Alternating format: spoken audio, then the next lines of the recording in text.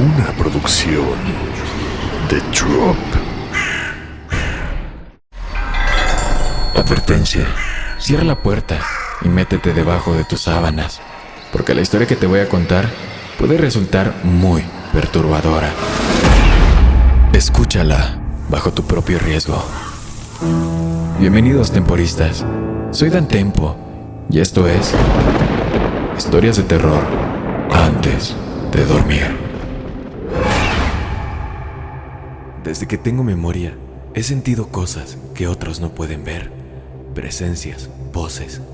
A veces susurran mi nombre, otras solo lloran. Mi padre me decía que eran peligrosas, que si hablaba con ellas, me castigaría. Pero, ¿cómo ignoras a alguien que llora frente a ti?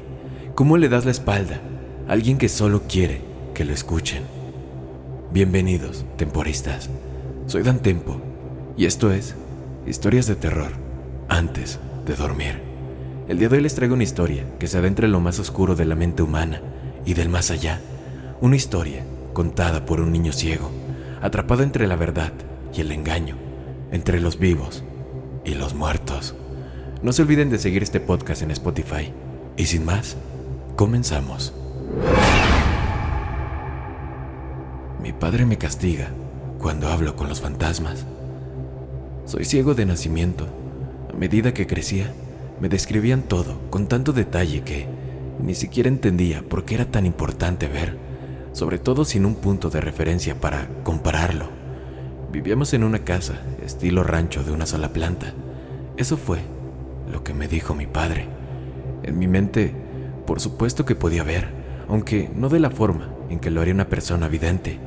Tenía conciencia espacial, sabía dónde estaba mi dormitorio, el baño, la sala y la cocina. Cada pared tenía su propia textura. No sé si esto se hizo a propósito, o si simplemente yo sentía cosas que los demás no notaban. Rara vez me tropezaba, solo ocurría si mi padre o alguno de los visitantes dejaban algo donde no debía estar. Normalmente eran los visitantes, y entonces papá gritaba. Venían pocas veces y no se quedaban mucho tiempo. Mi padre decía que no debía hablar con ellos, que le daba miedo. Se preocupaba cuando yo veía algo que él no, cuando lo veía con los oídos o con el tacto. Elisa fue la primera. Parecía muy dulce. Me preguntó cómo me llamaba y por qué tenía la cara tan destrozada. Estaba en la sala, podía escuchar dónde estaba sentada por su respiración. Sonidos nasales ásperos, como si tuviera la nariz tapada. Cuando papá se resfriaba, siempre respiraba por la boca, grandes inhalaciones forzadas, porque no estaba acostumbrado. Cuando la gente mencionaba mi cara, siempre me tocaba, tratando de entender por qué les parecía tan extraña. Cuando pedía tocar la suya, siempre había una pausa. Supuse que la gente con visión nunca lo hacía. ¿Por qué tendrían que hacerlo? Cuando le pregunté a Elisa si podía tocarle la cara, aceptó a regañadientes. Pero momentos después, mi padre entró en la habitación y me preguntó con quién hablaba. Le dije que con nadie. Siempre me castigaba cuando hablaba con ellos. Creo que le daba miedo. Me tomaba del brazo y me llevaba con él. Perdía el equilibrio y me desorientaba, hasta el punto de que, cuando por fin me bajaba, mis manos buscaban frenéticamente a mi alrededor para saber dónde estaba. Normalmente era en mi habitación. De vez en cuando me dejaba fuera, en medio de la nada. Eso era lo peor. Estaba perdido y asustado. Me habló sobre la carretera que pasaba frente a la casa y que los ruidos que escuchaba eran autos, que me matarían si me tocaban. Esos ruidos era todo lo que tenía para saber dónde estaba. Esperaba escuchar y entonces sabía en qué dirección correr de regreso a casa. Esa noche escuché a Elisa. Me susurró que tenía miedo. Yo le susurré de vuelta, pero no me escuchó.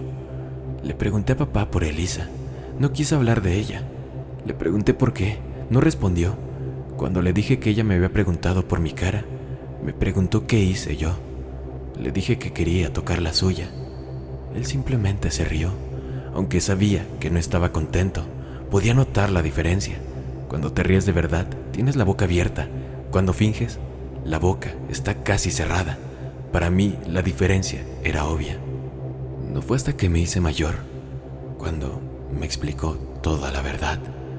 Dijo que vivíamos en un lugar especial, conectado con el otro mundo, que a veces los muertos se filtran, personas que murieron con dolor y quieren alcanzar a los vivos. Me explicó que, como no podía ver, podía sintonizar con ellos, que ellos sabían que yo los escuchaba cuando otros no lo hacían. Dijo que tenía que ignorarlos, de lo contrario, se aferrarían a mí y nunca me dejarían, que todo lo que los muertos quieren es volver a vivir. Era peligroso, me engañarían. Dijo que él sabía cómo lidiar con ellos, pero que no podría ayudarme si se encariñaban conmigo. Alexa apareció unos años después. Me dijo que estaba perdida y no sabía dónde se encontraba. Yo le dije que no podía hablar con ella, pero me rogó ayuda. Guardé silencio, sabiendo lo que pasaría si decía algo. ¿Hablaste con ellos?, preguntó mi padre. Aunque estaba afectado, le dije que no. Ojalá pudiera ayudarla. Sabía lo que era estar perdido, y eso me asustaba. Alexa no me susurró nada. Yo la ignoré, y ella me ignoró. Papá me salvó, estaba agradecido. No. Después de Alexa, supe lo que tenía que hacer, así que lo hice. Dejaron de molestarme después de eso, por mucho tiempo. Eso fue hasta que apareció Sara. Sara no me dio la oportunidad de quedarme callado.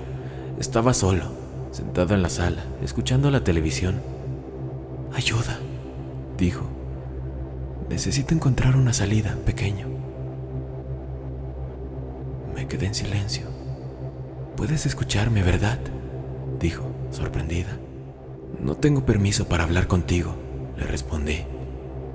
«Por favor, tengo miedo, estoy perdida, quiero ver a mi papá». Me aferré a los brazos del sillón, diciéndole que no podía. «Está muerto», dijo. No respondí. «Tu padre está muerto», repitió. No iba a caer en la trampa. Escuché golpes por toda la habitación, cosas que volaban, estantes sacudiéndose. «¡Detente!», grité. Y lo hizo. «Ayúdame a salir», dijo. No iba a hablar con ella. Hice lo único que pensé que ayudaría. Abrí la puerta principal con la esperanza de que saliera corriendo y se perdiera, como haría yo. Cuando ya no supe nada más de ella, cerré la puerta con llave y volví a sentarme. Escuché con atención cualquier señal de que aún estuviera ahí, salvo el sonido del televisor. Todo estaba en silencio. Odiaba cuando mi corazón se aceleraba. Me volvía demasiado consciente del tic-tac que subía y bajaba en mi pecho, como si fuera a explotar. Cuando escuché la voz de mi padre, grité. «Hijo, necesito tu ayuda. Creo que me estoy muriendo». Hice lo que me dijo que hiciera. No hablé. Si moría, nunca me dejaría. En cambio, salí corriendo al aire libre y grité pidiendo ayuda. Grité hasta quedarme ronco. Escuché el ruido de los autos pasando a toda velocidad frente a la casa. Grité hasta que alguien respondió. Era una mujer. «¿Qué pasa?», preguntó. Le dije que creía que mi padre estaba muriendo. Me preguntaron qué me había pasado en la cara. Les rogué que me ayudaran y me prometieron que lo harían. Un rato después, la mujer regresó. Estaba sentado sobre el césped. Me preguntó si podía tomarme la mano. «Lo siento mucho, pequeñito». Escuché sirenas y a gente corriendo. Pregunté qué estaba pasando. La mujer dijo que estaba ahí para ayudarme. Cuando el ruido se apagó, un hombre me hizo una pregunta. «Soy paramédico. ¿Qué te pasó en la cara, hijo?». Le dije que estaba bien. Me preguntó si estaba seguro. Le dije que sí. Me preguntó si le molestaba que me tocara el rostro. Le dije que no. Grité y le pregunté qué hacía. Me dijo que todo estaría bien y la mujer me apretó la mano, animándome a ser valiente. Sentí que se aliviaba la presión alrededor de mi frente y el aire me enfriaba la piel. Sonaba como si estuviera pelando una naranja. Me lo imaginé y me preocupó que me dejara expuesto por dentro. No sabía lo que estaba sintiendo. Sentía un dolor punzante en la cabeza, como cuando golpeas la espinilla contra algo duro. Y luego, algo que ahora entiendo como brillante. Dolía muchísimo. Empecé a llorar. ¿Qué te pasó en los ojos, amiguito?, preguntó el paramédico. Le dije que era ciego. Me pidió revisarlos. El dolor regresó cuando los examinó. ¿Conoces al pequeño?, preguntó el paramédico. La mujer dijo que yo gritaba pidiendo ayuda y que acudió, pero que no me conocía. ¿Cuánto tiempo llevas con la lesión en los ojos?, preguntó. Le dije que era ciego de nacimiento. Me preguntó si podía ver sus dedos. Le dije que no. Me preguntó si podía abrir los ojos. Le dije que no entendía a qué se refería. Volvió a preguntar si podía abrirlos. No respondí. Sentí sus dedos en mi rostro, cubiertos por algo gomoso. Y luego, otra vez, el brillo por fin apareció. Grité en ese momento. Traté de calmarme. La mujer me apretó la mano de nuevo. No sabía qué estaba pasando. Cosas indescriptibles me invadieron. Era como siempre, pero multiplicado por 100, mucho más real. Seguí gritando mientras una figura borrosa aparecía ante mí. Respira, todo estará bien. ¿Cuándo fue la última vez que viste?, preguntó el paramédico. A medida que mi corazón se calmaba y mi respiración se ralentizaba, me distraía con lo que estaba experimentando. Me abrumaba, quería llorar. Y lo hice. Hijo, dime cuánto tiempo ha pasado, volví a preguntar. Yo nunca había visto nada antes, le respondí. Me dijeron que debía llevar un antifaz casi todo el día y quitármelo solo por las noches al principio, para que mis ojos se adaptaran. Me había estado quedando con unos tíos que ni siquiera sabía que tenía. Estaban impactados por lo que me había pasado y por no haber ido nunca a la escuela. Ha sido una montaña rusa. Los médicos dijeron que quizá nunca consiga una visión perfecta, pero aprovecharé la poca que me queda. Al fin y al cabo, es un regalo de Dios. He estado aprendiendo a leer y a escribir estos últimos años. Disculpen si mi forma de hablar no es perfecta. Es lo mejor que puedo hacer. También he estado preguntándole a mi tía qué pasó con mi padre, pero solo dice que murió de un infarto. Le pregunté qué clase de hombre era. Me dijo que él era su hermano y que lo amará, pase lo que pase. Mi tío no quiere hablar de él para nada.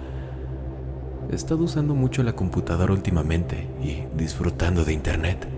No puedo creer que exista algo así. Después de estar tan solo tanto tiempo, ahora puedo hablar con quien quiera, cuando quiera, aunque me preocupa. ¿Cómo sé si la persona con la que hablo está viva? A nadie parece preocuparle eso, como a mi padre. Hoy alguien me preguntó quién era. Estaba en un foro hablando del mundo espiritual. Me alegré muchísimo de encontrar gente con la que podía identificarme. Me enviaron un enlace. Me preguntaron si era la misma persona. Era un artículo en una página web sobre crímenes reales. Pero, ¿cómo explicarte esto? Se trataba sobre mi padre. Me mencionaron por mi nombre. Decía la página que había estado atado para no poder ver, que mi madre desapareció poco después de mi nacimiento, que mi padre siempre quiso tener una hija. Encontraron 14 cadáveres en el sótano. Dijeron que solo una logró escapar. Una chica llamada Sara. Ella llamó a la policía. Supusieron que estacionó el auto en la parte trasera de la casa y ahí se encontró con mi padre. Él las conducía al sótano por la entrada exterior, la de tormentas, y ahí las dejaba. Sara logró escapar después de aceptar ser su hija tras 4 días de tortura constante. Luego lo apuñaló con un cuchillo de cocina que él había dejado en la encimera para untar mantequilla. No quería creerlo, y no estoy seguro de haberlo hecho de no ser por los nombres de las víctimas. 2 en especial me llamaron la atención: Elisa y Alexa. Yo hablé con ellas en la sala. Hasta el día de hoy, no sé si mi padre alguna vez fue sincero conmigo. Y no dejo de preguntarme si hablé con ellas antes o después de que las matara. Espero que esta historia les haya gustado. No olviden seguir este podcast en Spotify para que no se pierdan ninguna de las próximas historias. Y si quieren estar aún más cerca del terror, pueden seguirme en Instagram. Me encuentran como Dantempo Plus. Y como cada noche, es momento de los 3 saludos. Un saludo muy especial para Patti Arzate, que nos acompaña desde 2023. Otro para Daniel WD, que nos ha dicho que ama este podcast. Gracias, Daniel. Nosotros también agradecemos por escucharlo con tanto cariño. Y por último, un gran saludo para Enzo Velázquez, que nos escucha desde Argentina. Gracias por cruzar fronteras con nosotros. Sin más, buenas noches, querido amigo y amiga mía. Una producción de Drop.